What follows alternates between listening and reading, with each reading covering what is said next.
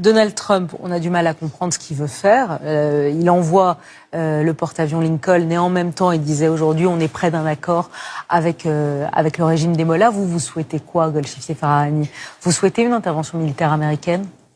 Moi, c'est ce que j'essaie de faire, c'est de voir un peu l'image globale. Trump a le Venezuela. Il a plus besoin de pétrole de Golfe Persique. Trump, il fait la pression sur l'Europe et la Chine. Et là, on parle beaucoup en Europe de Greenland, de tout ce qui se passe dans le monde entier globalement. Mais le pont de tout ça, c'est l'Iran. L'Iran, c'est le couloir, c'est le corridor entre l'Asie et l'Occident. Il a toujours été. C'est un peuple gigantesque, c'est une civilisation grande.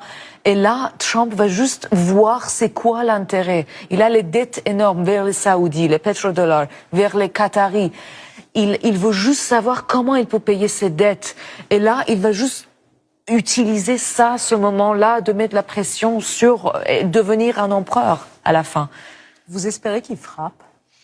Le peuple iranien, avec les mains vides, sont devant un monstre incontrôlable. Mais la question, c'est que si Trump, il frappe l'Iran, est-ce que l'Iran va revenir au peuple iranien? Il le fera pourquoi? Pour ses intérêts, exactement pourquoi? L'Iran peut être frappé. Il y a beaucoup de choses qui vont se passer en Iran, mais le destin d'Iran, ça va être quoi? En fait, c'est comme un objet de convoitise, comme un trésor qui tout le monde veut avoir une partie de l'Iran. Mais il est temps que l'Iran revienne au peuple iranien, ce peuple incroyable vraiment.